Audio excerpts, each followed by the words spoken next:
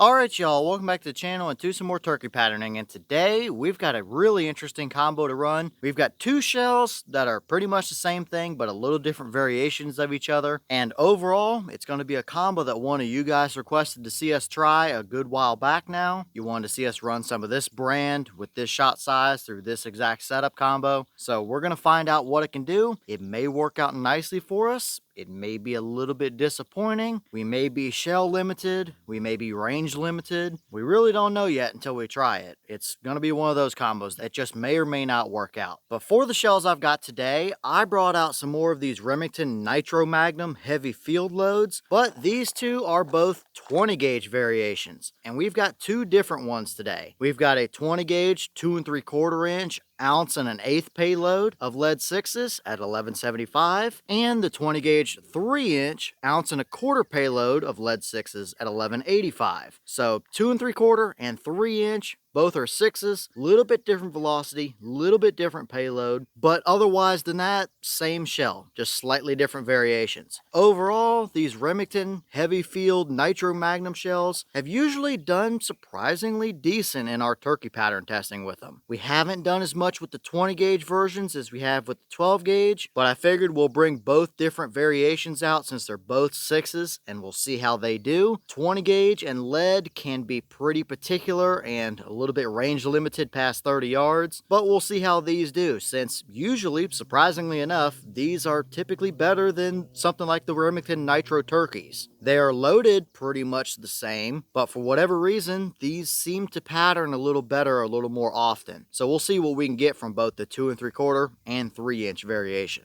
As for the setup that we're running, I brought out the Stevens 301 20 gauge. It's got a vector red dot on top with a 26 inch barrel, and one of you guys wanted to see some Remington lead 6s in the 301 with this Primos Tight Wad choke. It's a 570 constriction with good shells. It's a very nice performer. It's a budget choke. I think you can find these for mid $20 or so usually, but if it doesn't like a shell, it's going to let you know immediately that it does not like that loading. So we'll see. We've got about the right constriction based on our previous lead testing in 20 gauge for lead 6s. So we'll try it and see how it does with both of these loads side by side. Before our test today, we're running everything the same as we usually do. I've got two turkey targets set up side by side at 40 yards with the chronograph as well. We're going to take a shot with the 2 3/4, then we're going to step it up and take a shot with the 3 inch version, and we'll see what the difference between them is side by side. Just because the 3 inch version has a little more payload to it doesn't necessarily mean it's going to pattern better. Sometimes a little less payload gives you a little more breathing room going through your choke and can actually work out a little better for you downrange. Will that be the case here? I don't know, but let's take our shots and see how the 2 3/4 and 3 inch Nitro Mag 6s actually do.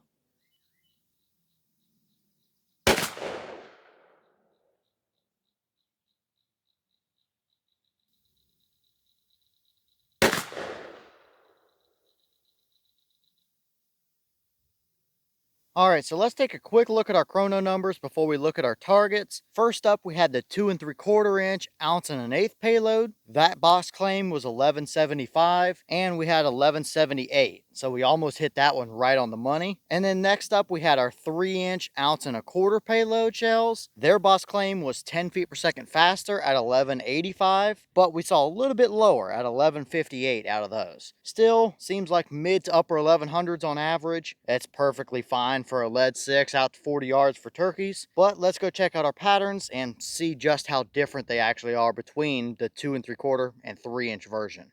Alright, so now we're down here at both of our 40-yard targets side by side. On the left, we have our 2 3/4 inch 1 1/8 ounce payload. On the right, we have our 3 inch 1 1/4 ounce payload. Both of these are the same shell otherwise, Remington Nitro Magnum lead 6s, but there is definitely a noticeable difference here between these two patterns. One is kind of right on the edge of the limits, and the other would definitely do the job. Both of them are not bad patterns for what they are, for sure. But we may have a case of a solid small game wing shooting type of performance versus one that you can actually use for turkeys.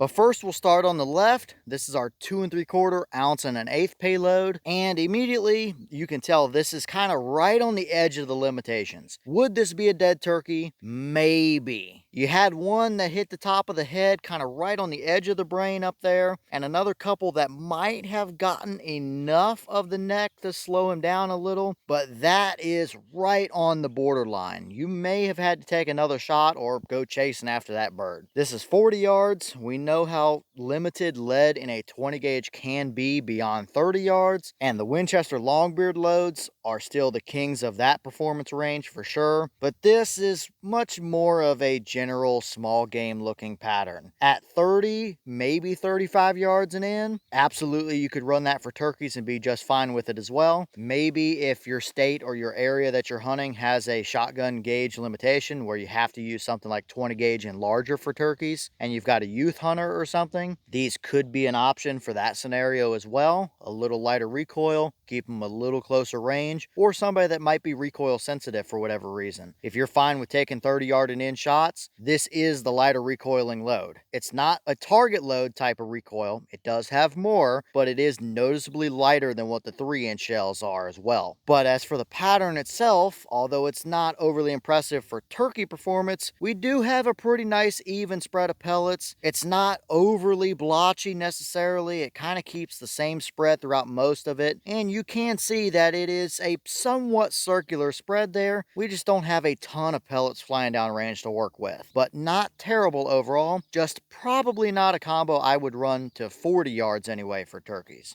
But now moving over to our 3-inch 1.25 ounce shells, same loading, just a little larger shell with a little bit more payload, and we definitely have a much better turkey capable pattern to work with. We absolutely do have a dead bird here. There's one through right in front of the eyeball there and another couple in the middle of the neck, and there's nowhere on that paper he can move to and get through that core area. But that is definitely a 40 yard capable turkey combination. You still might be nearing the top of the range at 40 yards, since it is a little more broad pattern and it's only 1.25 ounces of payload in a 20 gauge shell, so you don't have a ton flying down range, but it is certainly longer range capable for turkeys than what the 2 3/4 variant was just a second ago. We actually filled in our core area noticeably more. We still have that relatively circular spread. It's pretty even. Again, no major flyers, maybe one down there at the bottom, but otherwise than that, everything is kind of right there across the turkey target for the most part. So although this is definitely not comparable to what a Longbeard XR can give us in a 20 gauge, when we compare this to other lead shells on the store shelf, something like the Winchester XX, the Remington Nitro Turkey, the Federal Grand Slam shells, this is probably one of the best performing lead loads that's not a Longbeard XR shell. From what I've seen in my testing, it's pretty much these 3-inch Nitro Magnum shells, the Herder's Strutter lead 3-inch shells, and the Winchester Longbeard XR shells. If you want to run lead in a 20 gauge and be good enough to 40 yards reliably for turkey hunting, those are the 3 best options from what I've seen anyway, because this is a perfectly solid pattern. You could wing shoot with that, you could small game hunt with that, you could turkey hunt with that, and it would do a wide variety of things perfectly fine. So this is definitely the better pattern for us today when it comes to turkey hunting. But let's pull both of these targets down. I'll count pellets, draw circles, and we'll see what the actual difference is here between the two patterns, since they have the same characteristics, but we definitely have more pellets to work with where we need them with this 3-inch shell.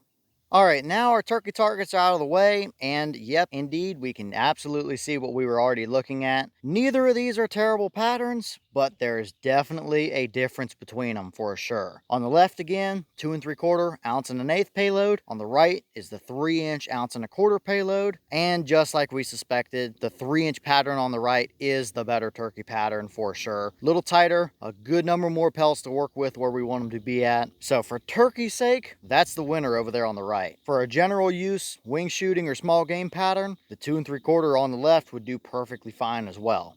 And that's where we'll start, is over here with the 2 3/4 ounce and 1/8 shells. We have 10 and 20-inch circles drawn here within our 10-inch core. We only have 29 pellets, not a ton of them for sure. That's just another reason why 40 yards is probably the top, if not a little bit over the top of the range if you were to use these for turkeys. This is a 30 yard and in, maybe 35 yard and in combination, but that's not entirely too surprising. Within our 20-inch leeway ring, we pick up an additional 71 run pellets. Might have a little thin spot at the bottom right and a little thin spot at the top left, but nothing too egregious necessarily. Just a general field use type of pattern right there. Nothing special when it comes to turkey hunting, but know your range limitations and you would still be able to do the job just fine. But now moving over to the right with our 3-inch 1.25 ounce payload shells, we definitely have a good number more pellets to work with. Inside of our 10-inch core, we have 53 pellets compared to 29 with the 2 3/4. And within our 20-inch leeway spread, we pick up an additional 98. Compared to only 71 with the 2 3/4. And looking where I drew these circles here, you may have been able to move them down a little bit and get a few more pellets through the core. There's a little bit of a hotter zone at the bottom of that 10-inch circle and at the bottom of that 20-inch ring there just inside of it as well. But as far as the centralized area of the pattern goes, these are the numbers. And even if we did move it down a little, if we gained 10 pellets or so, it still tells us what we already know, that this is the better turkey pattern. It is 40-yard capable, although I would still probably not push it any farther than that. Ideally, 30-35 yards or so is kind of the perfect range for these shells. You'll be a little more condensed, you'll have a handful more of them through your core area, and they would certainly take a turkey just fine. So clearly, the 3-inch is the better option for today's test anyway.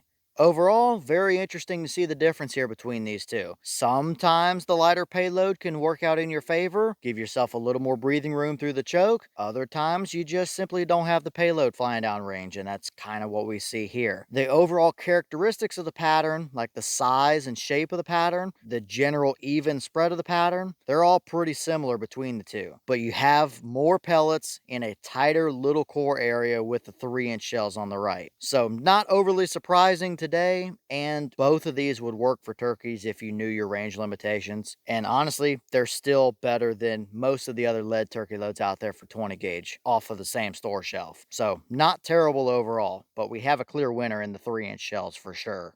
And here's one of the wads out of those shells. This one came out of the 3-inch shell. I tried to find the one from the 2 3/4 inch shell. I have no idea where it went, but I cannot find it. But it would look pretty well the same as this. Maybe a tiny bit shorter of a pedal on the side, but overall it would be the same wad and it would look very similar as well. Typical Remington stuff. It went through a porta choke, so their soft plastic gets scraped up pretty bad, but nothing out of the normal that I wouldn't expect to see here. And it clearly did its job as designed for us today anyway.